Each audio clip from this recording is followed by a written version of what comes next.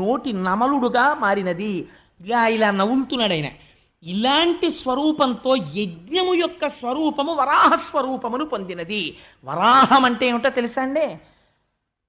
పరమోత్కృష్టమైన రోజు. ఏ రోజు నీ జీవితంలో ఈ యజ్ఞవరాహం విన్నావో అదే నీ జీవన యాత్రలో కొన్ని కోట్ల కోట్ల జన్మలలో పరమోత్కృష్టమైన రోజు. అది యజ్ఞవరాహమూర్తి యొక్క ఆవిర్భావ దినము. కాబట్టి ఇటువంటి స్వరూపంతో ఆయన దర్శనమిచ్చాడు. దర్శనమిచ్చి పెద్ద హుంకారం చేశాడు. ఆ హుంకారం విని ఋషులు ఒక్కసారి ఆశ్చర్యపోయారు. ఎక్కడిది ఈ హుంకారం అనుకున్నారు. స్వామి వంక చూశారు. గుర్ర్ గుర్ర్ గుర్ర్ అని శబ్దం చేస్తున్నాడు. అలాగే వర్ణించారు వ్యాసుల వారు. పెద్ద శబ్దం చేస్తూ అడుగులు తీసి అడుగులు వేస్తూ నడుస్తోంది ఆ యజ్ఞవరాహం. ఇప్పుడు ఆయన్ని స్తోత్రం చెయ్యాలి. ఎక్కడి నుంచి స్తోత్రం చేస్తారు?